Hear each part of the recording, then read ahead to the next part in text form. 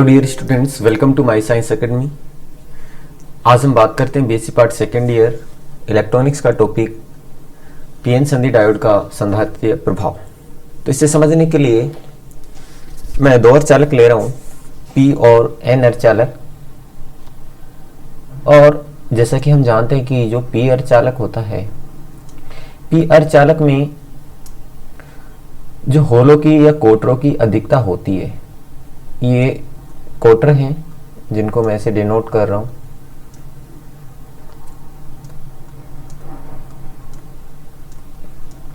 ये पी अर्धचालक है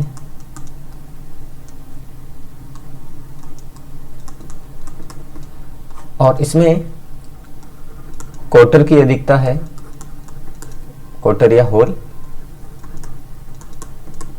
ऐसे ही मैं एक दूसरा अर्धचालक ले रहा हूं, एन अर्धचालक। और जो एन अर्धचालक है, इसमें जो मुक्त इलेक्ट्रॉन होते हैं उनकी अधिकता होती है। इनको मैं ये डॉट से डिनोट कर रहा हूं।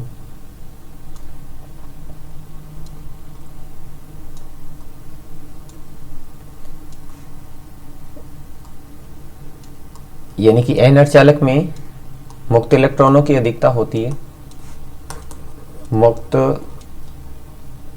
इलेक्ट्रॉन अधिकता।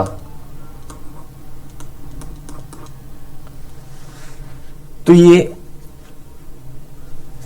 जो पी अर्धचालक में कोटर अधिक हैं और जो एन अर्धचालक में मुक्त इलेक्ट्रॉन अधिक हैं, तो क्या होगा कि जब हम एन अर्धचालक और पी अर्धचालक को इनके जो परमाणु स्तर पर जोड़ते हैं, तो इस घनत्व के कारण जो पी अर्धचालक है उससे कोटर एन अर्धचालक की ओर गमन करते हैं। तो देखिए, इनको परमाणु स्तर पे यदि हम मिलाएं दोनों को, तो क्या होता है,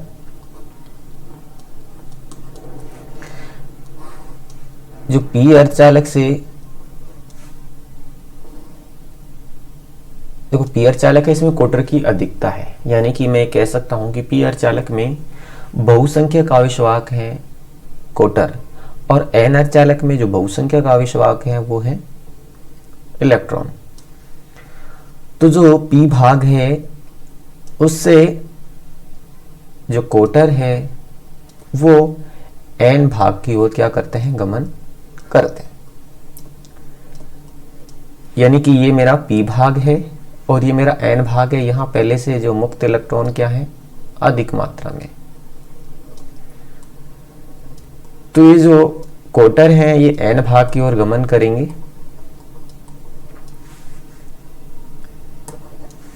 ये इनके घनत्व के कारण प्रवाह हो रहा है इनका।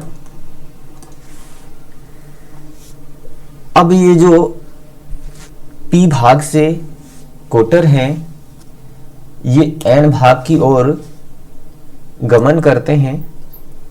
ये एक अल्प समय के लिए गमन करते हैं और इस अल्प समय के गमन के कारण यहां पी अर्धचालक और एन अर्धचालक के बीच में एक ऐसा क्षेत्र बन जाता है जिसमें जो मेरा पी भाग होता है उसमें होल थे, तो उस साइड तो आ जाता है नेगेटिव चार्ज, और जो मेरा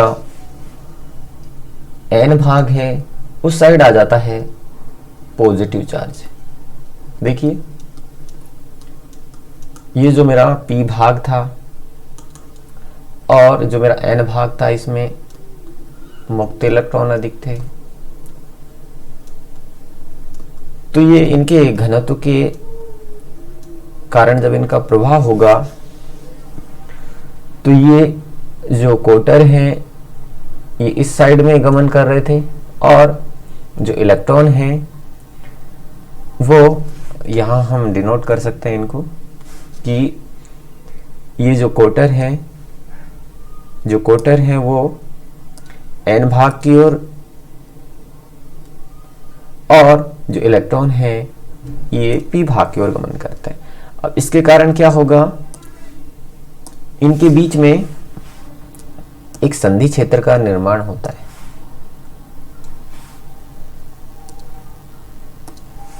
यानी कि जो p भाग है उसकी तरफ नेगेटिव चार्ज आ जाता है और जो n भाग है उसकी तरफ पॉजिटिव चार्ज आ जाता है। क्योंकि जो होल है उस पे जो पॉजिटिव चार्ज होता है और जो इलेक्ट्रॉन होता है उस पे नेगेटिव चार्ज होता है। लेकिन यहाँ p साइड में नेगेटिव चार्ज है और n साइड में मेरे पॉजिटिव चार्ज है। तो ये जो इनका जो विद्युत क्षेत्र होगा, जो धारा कहाँ से होती है प्लस से माइनस की ओर, वो इस डायरेक्शन में होगी।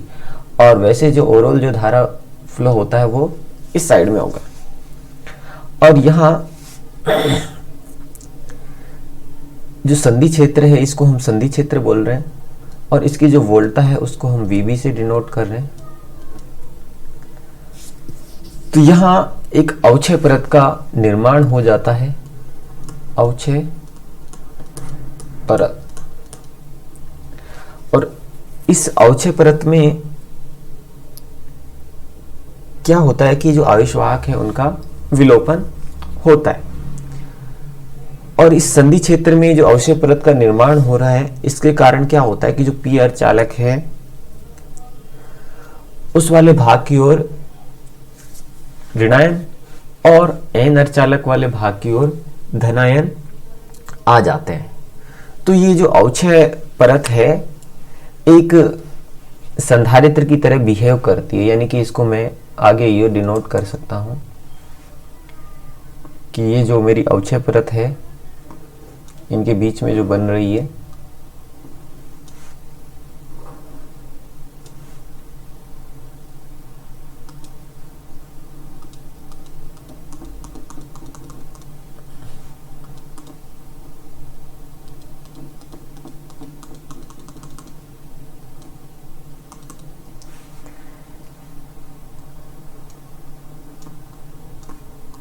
ये कोटर p भाग में थे, यानी कि ये p अर्धचालक है।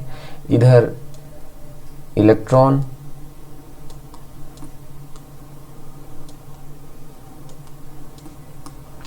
और ये मेरा n अर्धचालक है। तो इनके बीच में इधर नेगेटिव चार्ज आ जाते हैं। जो संधि क्षेत्र है ये पॉजिटिव और ये पॉजिटिव चार्ज। तो ये जो संधि क्षेत्र है इसकी जो मोटाई है उसको हम स्मॉल d से व्यक्त कर देते हैं।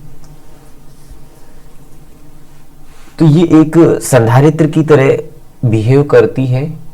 जैसे संधारित्र में एक साइड पॉजिटिव चार्ज एक साइड नेगेटिव चार्ज होता है, उस तरह से ये बिहेव करती है। इसको मैं CC डिनोट कर देता हूं और इसको हम किसी वोल्टा सोर्स से ऐड कर सकते हैं, प्लस माइनस। और देखिए जो संधारित्र इफेक्ट है प्लस माइनस, ये भी वोल्टा की कोई बैटरी है कि यदि जो संधारित्र की धारिता है उसको मैं C मान लूं, तो जो संधारित्र की धारिता है